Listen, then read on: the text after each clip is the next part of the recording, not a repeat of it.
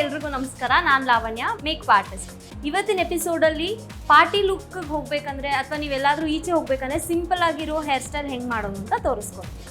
First centre ಪಾರ್ಟಿಷಿಯನಲ್ಲಿ ನೀಟಾಗಿ partition ತಗೊಳ್ಳಿ. ಆಮೇಲೆ ನೀವು ರೈಟ್ ಪಾರ್ಟಿಷನ್, ಲೆಫ್ಟ್ ಪಾರ್ಟಿಷನ್ ಆಮೇಲೆ ನೀವು ಡಿಸೈಡ್ ಮಾಡ್ಬೋದು.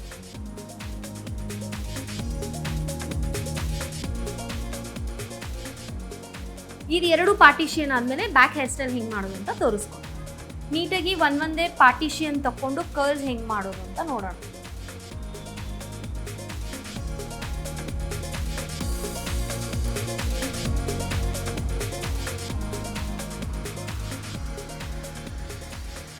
ಫಸ್ಟು ಸಿಕ್ಕೇನಾದರೂ ಇದ್ರೆ ನೀಟಾಗಿ ಬಿಡಿಸ್ಕೊಳ್ಳಿ.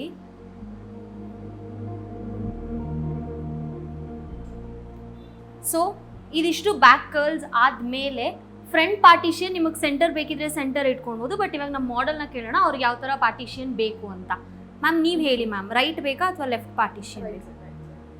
ಸೊ ಅವ್ರು ಹೇಳ್ದಂಗೆ ರೈಟ್ ಪಾರ್ಟಿಷನ್. ನಾವು ನಾರ್ಮಲ್ ಆಗಿ ಪಾರ್ಟಿಷಿಯನ್ ತೆಗಿಯೋದಕ್ಕೂ ಸ್ವಲ್ಪ ಡಿಫ್ರೆಂಟಾಗಿ ತೆಗಿಯೋಣ. ಸೊ ಹಿಂಗೆ ರೈಟ್ ತೊಗೊಂಡಾಗ ನಿಮಗೆ ಇಲ್ಲಿ ಒಂದು ಸಿಂಗಲ್ ಲೈನ್ ಕಾಣುತ್ತೆ. ತುಂಬ ಜನಕ್ಕೆ ಈ ಥರ ಸಿಂಗಲ್ ಲೈನ್ ಇಷ್ಟ ಇರಲ್ಲ. ಹಿಂಗೆ ಸಿಂಗಲ್ ಲೈನ್ ಬೇಡ ಅಂದವರು ಹಿಂಗೆ ನೀವು ಜಿಗ್ಜಾಗಲ್ಲಿ ಮಾಡ್ಕೊತಾ ಹೋದಾಗ ನಿಮ್ಗೆ ಅದೊಂದು ಡಿಫ್ರೆಂಟ್ ಲುಕ್ ಕೊಡುತ್ತೆ. ಸಿ,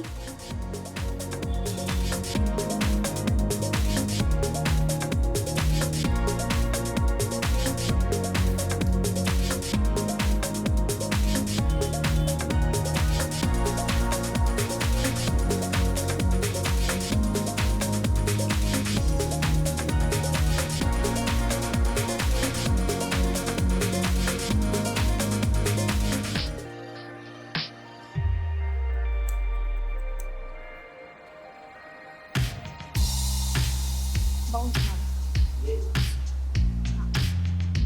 ಓಕೆನಾ?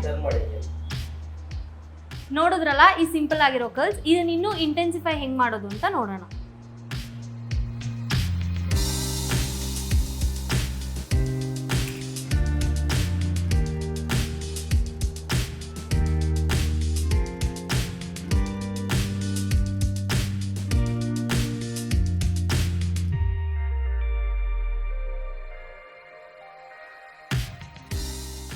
ನೋಡಿದ್ರಲ್ಲ ಇವತ್ತಿನ ಎಪಿಸೋಡಲ್ಲಿ ಎಷ್ಟು ಸಿಂಪಲ್ ಆಗಿರೋ ಕರ್ಲ್ಸ್ ಮಾಡ್ಬೋದು ಅಂತ.